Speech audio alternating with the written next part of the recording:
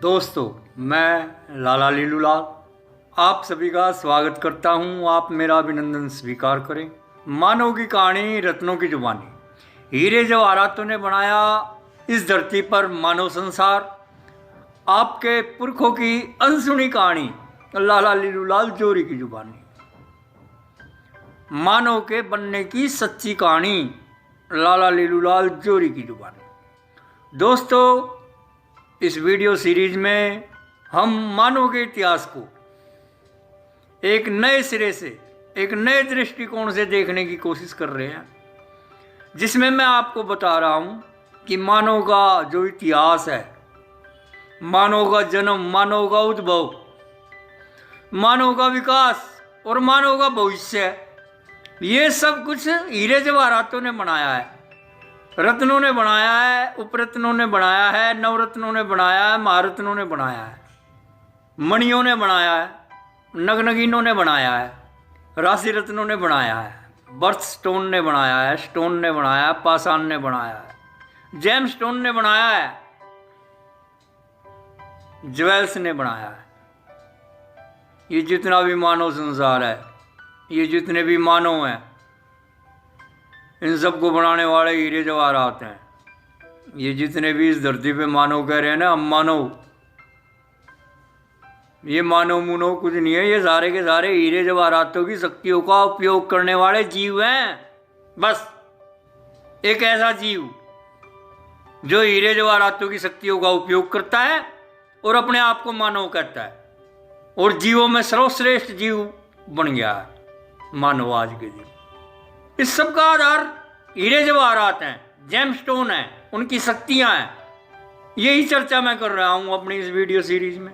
दोस्तों, मैं लाला लीलूलाल पिछले 25 सालों से जेम्स एंड ज्वेलरी, हीरे जवाहरात के क्षेत्र में कार्यरत हूं।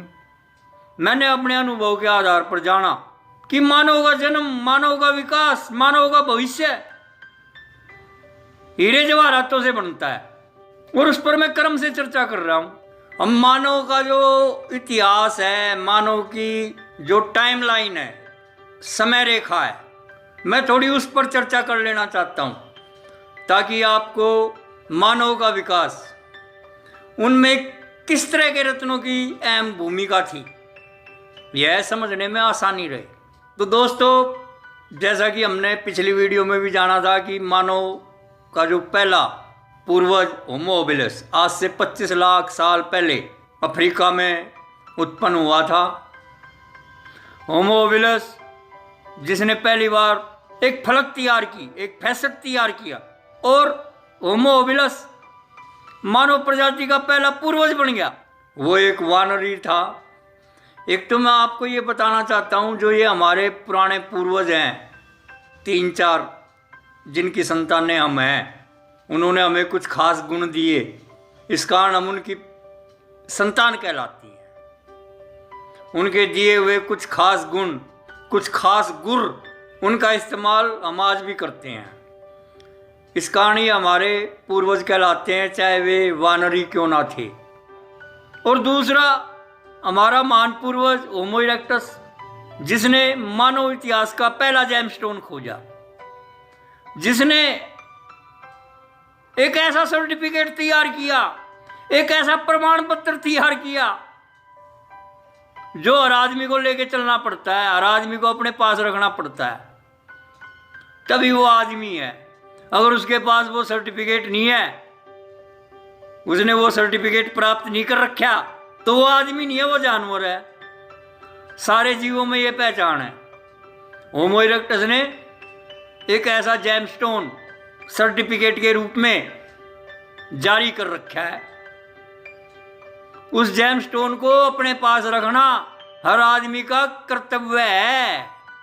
जिसके पास वो जेमस्टोन नहीं है, वो जानवर कहलाता है। जो जीव होमो इरेक्टस द्वारा खोजे गए जेमस्टोन का इस्तेमाल करता है, उसी जीव को हम मानव कहते हैं। बाकी जीव तो जानवर हैं। इसकी चर्चा मैंने पिछली वीडियो में की थी, आगे भी जारी रहेगी। फिलहाल तो मैं थोड़ी इन्हीं दोनों महान पूर्वजों पे थोड़ी और चर्चा कर लेना चाहता हूं कि ये महान पूर्वज हमारे दैनिक जीवन में भी अहम भूमिका निभा रहे हैं आजकल। हमारे घरों में इनकी छवि देखने को मिल जाती है। अगर आप ये समझना चाहते हो, जानना चाहते हो, आज से 25 लाख साल पहले जो हमारा पहला महान जोरी पूर्वज होमो हबिलस पैदा हुआ, जिसने इस धरती पर या कह लो मानव इतिहास में 10 लाख साल तक राज किया, जिसकी 50,000 पीढ़ियों ने मानव इतिहास का निर्माण किया, वो कैसा था? वो क्या करता था पूरे दिन में, पूरे जीवन में वो करता क्या था? इसी तरह जो हमारा दूसरा महान पूर्वज होमो इरेक्टस, महान जोरी, वो कैसा था? वो पूरे दिन में करता क्या था? अपने पूरे जीवन में उसने किया क्या? उसने भी हमारी इस पूरी धरती पर मानव इतिहास में 10 लाख सालों तक राज किया है। इस प्रजाति की 50,000 मानव पीढ़ियों ने मानव का इतिहास रचा है। यानी कि इन दोनों महान पूर्वजों ने मानव इतिहास का 80% हिस्सा घेर रखा है। तो जाहिर सी बात है इनके कुछ लक्षण आज के आधुनिक मानव में जरूर दिखेंगे।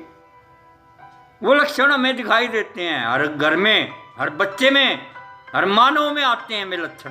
तो मैं ये एक बात बताना चाह रहा था कि अगर आप अपने इन महान पूर्वजों की छवि अगर देखना चाहते हो तो आप अपने घर में ही देख सकते हो।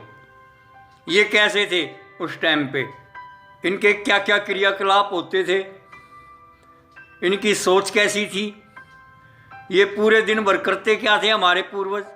अगर आपको ये बात समझनी है तो आप इसका अनुभव अपने घर में ही कर सकते हो। मैं ये भी बताना चाह रहा था, आपके घर के इर्द गिर्द उस छोटे से बच्चे को देखना है, बिल्कुल जो साल 6 महीने का हुआ है और उसने बैठना सीखा है। बिठाते हैं और वो लुढ़क जाता है, कभी इधर कभी उधर, उसका सर सुर भी फूट जाता है इस चक्कर में।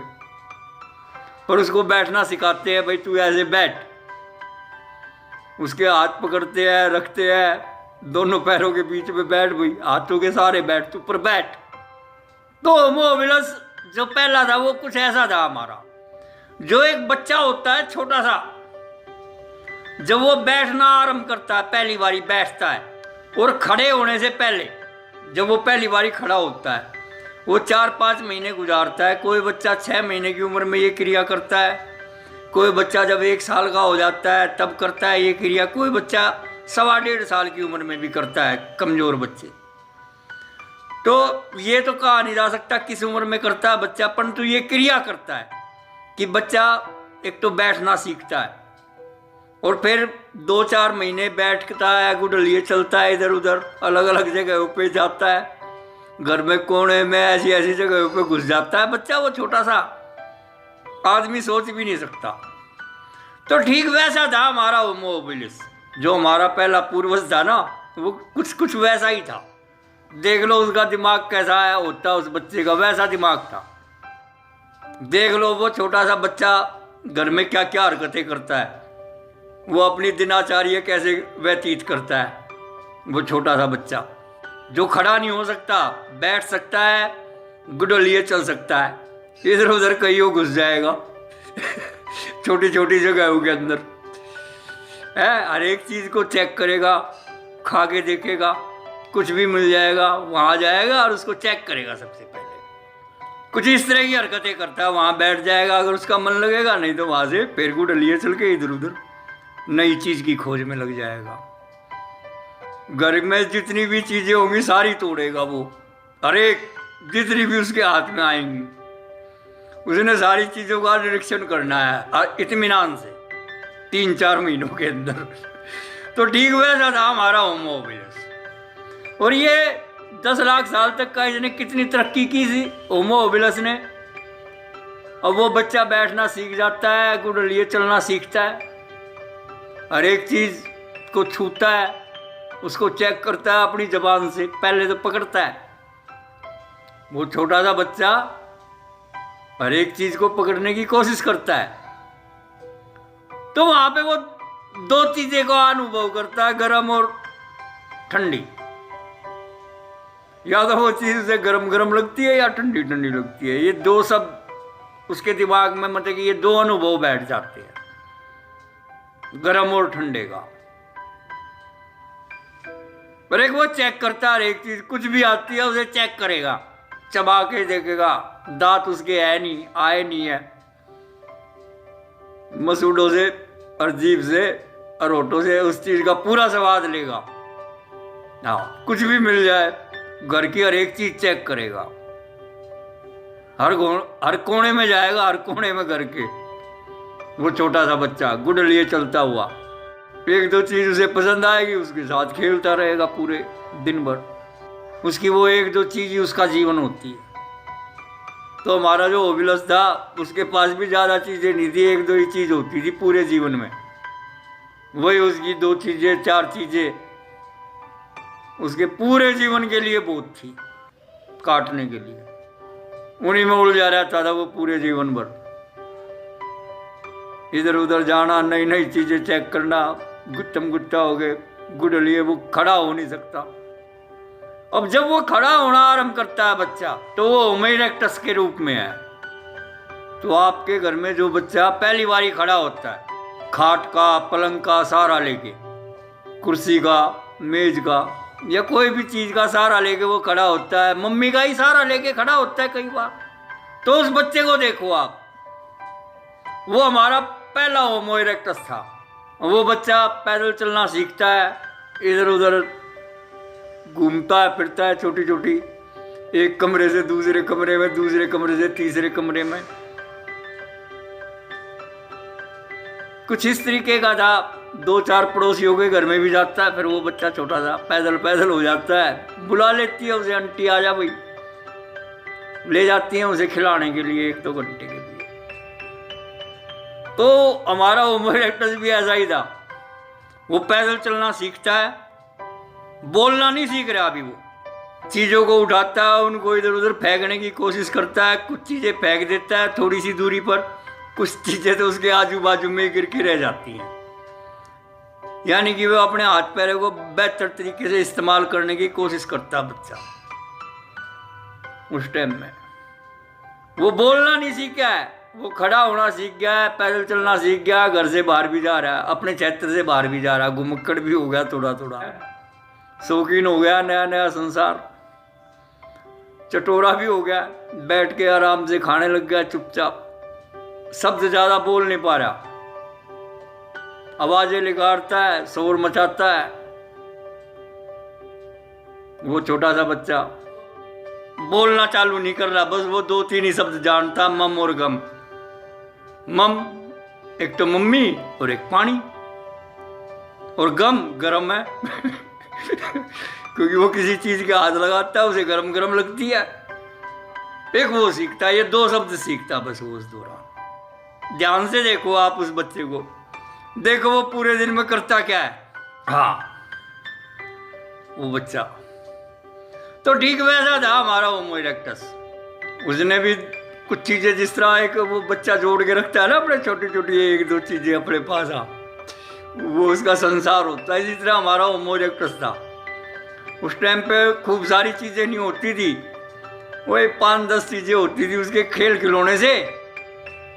बस पूरा पूरा जीवन उसी खेल खिलौनों में गुजार देता था वो। कुछ इस तरीके का था होमो इरेक्टस हमारा।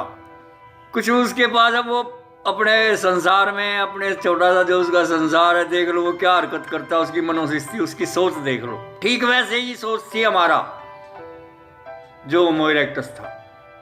वो कुछ ऐसी हरकतें करता था जैसा हमारा एक बच्चा करता है जो पैदल चलना सीख रहा होता है, खड़ा होना सीखता है बस, और पैदल पूदल चलता है, चीजें को इधर उधर फेंकने की कोशिश करता है पर फेंक नहीं पाता ढंग से, अपने हाथ पैरों का विकास कर रहा है वो। होमो इरेक्टस कुछ ऐसा है, वो बच्चा जो पैदल चलना सीख रहा है वो आग के पास भी बैठता, आग को गौर से देखता है वो मम्मी के साथ। होमो इरेक्टस भी अपनी 50,000 पीढ़ियों में वो आग को देखता है, उसका सामना करता है, उसे पाने की कोशिश करता है, आग को बनाने की कोशिश करता है, और फिर उसे लगातार कैसे कायम रखा जाए उस आग को, ये सीखता हमारा होमो इरेक्टस। और वो फिर वो बोलना सीखेगा बच्चा, वो आगे की पीढ़ी में देखेंगे, वो बताऊंगा। फिलहाल तो ये 2 प्रजातियों का मैंने जिक्र किया है। अगर आप इन दोनों प्रजातियों के हमारे महान पूर्वजों की झलक देखना चाहते हो तो आप अपने घर में ही एक छोटे बच्चे के अंदर ये झलक देख सकते हो, समझ सकते हो उसका मानसिक स्थिति क्या थी, वो क्या क्रियाकलाप करता था पूरे दिन में या पूरे जीवन में। उस बच्चे को देखो आप, वो बच्चा बिल्कुल हूबहू कॉपी है हमारे महान पूर्वजों की। तो ये जो 2 हमारे महान पूर्वज हैं, इनकी छवि हम अपने घर में देख सकते हैं। दोस्तों, मानव की कहानी रत्नों की जुबानी, रत्नों के माध्यम से मैं ये कहानी बताना चाहता हूँ जो वैज्ञानिक और प्रमाणिक तरीके से साबित होती है। तो इसके कुछ ऐसे पहलू हैं जिन्हें हमें जान लेना चाहिए, पहचान लेना चाहिए। ये सत्य हैं कहानियाँ, क्यों? क्योंकि हमारे दैनिक जीवन से जुड़ी हुई हैं। फिलहाल तो मैं बताना चाह रहा था जो हमारे 2 महान पूर्वज हैं जिन्होंने हमारे इतिहास का 80% हिस्सा घेर रखा है, वो हमारे जीवन में भी आते हैं। हर एक मानव के जीवन में आते हैं वे, जब हम बच्चे होते हैं। और इसके बाद के जो हमारे पूर्वज हैं वो भी हमारे जीवन में आते हैं। वो भी कर्म से ही आते हैं, जिस कर्म से ही हमारे पूर्वज आए थे। जैसे जैसे मानव का विकास हो रहा है आज के दिन, तो हमारे पूर्वजों की झलक हमारे अंदर आती है। हम उन सभी दौरों से गुजरते हैं जिन दौरों से हमारी एक मानव पीढ़ी गुजरी है। हमारा एक दिन में जो हम सीखते हैं आज के दिन, उस बात को सीखने में हमारी मानव की 10 मानव पीढ़ियां लग गई थी। जितनी चीजें आज के दिन हम एक दिन में सीख जाते हैं, जान जाते हैं, पहचान जाते हैं, उनकी शुरुआत हमारे महान पूर्वजों ने की है, जिन्हें समझने में, जानने में उन्हें पूरी की पूरी पीढ़ी लगी, जो आज के दिन हम एक दिन में जान जाते हैं। वो बातें उन्होंने बताई, उन्होंने जारी की, उन्होंने अपनी अगली पीढ़ी को पूरे जीवन में सीख के एक बात बताई। वो छोटी छोटी बातें, वो बातें हम बचपन में सीखते हैं अपने माँ बाप के द्वारा, जो हमारे पूर्वजों ने ईजाद की हैं, होमो हबिलस और होमो इरेक्टस ने। तो मैं बताना चाह रहा था, अभी मैंने 2 महान पूर्वजों की चर्चा की है, जिसमें से एक की अभी जारी है, होमो इरेक्टस की। इसके ऊपर तो अभी काफ़ी सारी वीडियो आएंगी, विस्तार से चर्चा होगी, क्योंकि होमो इरेक्टस ने हमें काफ़ी सारी चीज़ें दी हैं। होमो इरेक्टस ने कुछ ऐसे महान कार्य आरंभ किए हैं जिन्हें हम आज भी संपन्न कर रहे हैं, वो अभी भी अधूरे हैं। उनकी चर्चा हम विस्तार से करेंगे। मैंने धर्म के आधार पर भी बताया कि जो होमो इरेक्टस है, इसे हिंदू धर्म ग्रंथों में मन्नू कहा गया है। कैसे कहा गया, आगे चर्चा करेंगे। होमो इरेक्टस को मुस्लिम धर्म ग्रंथों में आदम कहा गया है। आदम के साथ आग का भी जन्म होता है, शैतान का भी जन्म होता है। कैसे हुआ वो बताऊंगा मैं। होमो इरेक्टस ने कैसे शैतान को जन्म दिया, आग के माध्यम से। कैसे प्रेत आत्मा आई, कैसे ऊपरी पराई आई मानव के जीवन में, क्या होती है प्रेत आत्माएं। ये सब होमो इरेक्टस की देन है, जो एक महान जोड़ी है और कुछ नहीं है। मैं फिर यही बात बताना चाह रहा हूँ, उसने इस मानव संसार का पहला जेमस्टोन खोजा था। उसने मानव इतिहास के पहले रत्न की, पहले जेमस्टोन की, पहली मणि की खोज की है। उसके द्वारा की गई इस खोज का प्रभाव आज भी हर एक मानव पर है। हर एक मानव को उसके द्वारा बताई गई विधि का इस्तेमाल करना पड़ता है, उसके खोजे गए जेमस्टोन का, रत्न का इस्तेमाल करना पड़ता है हर एक आदमी को। और वो एक सर्टिफिकेट है हर एक मानव के लिए। हर एक मानव को वो सर्टिफिकेट अपने पास रखना पड़ता है, वो जेमस्टोन अपने पास रखना पड़ता है और उसकी शक्ति का इस्तेमाल करना पड़ता है, जिसकी खोज होमो इरेक्टस ने की थी। इस कारण होमो इरेक्टस मानव जाति का सबसे महान जोड़ी है। दोस्तों, इस चर्चा को आगे भी जारी रखेंगे। तब तक के लिए आप मुझे दीजिए इजाज़त।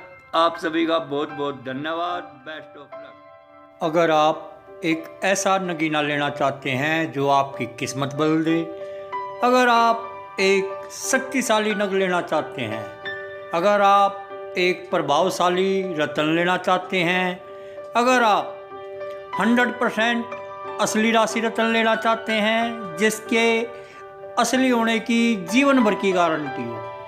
अगर आप एक ऐसा राशि रत्न लेना चाहते हैं जिसके नकली साबित करने पर आपको दुगने पैसे वापस मिलें, यह गारंटी भी जीवन भर की हो।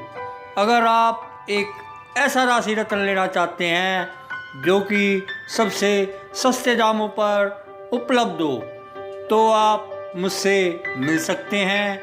मेरे यहाँ पर सभी तरह के राशि रत्न थोक भाव में उपलब्ध हैं। आप चाहो तो मेरी सुविधा का लाभ उठा सकते हो।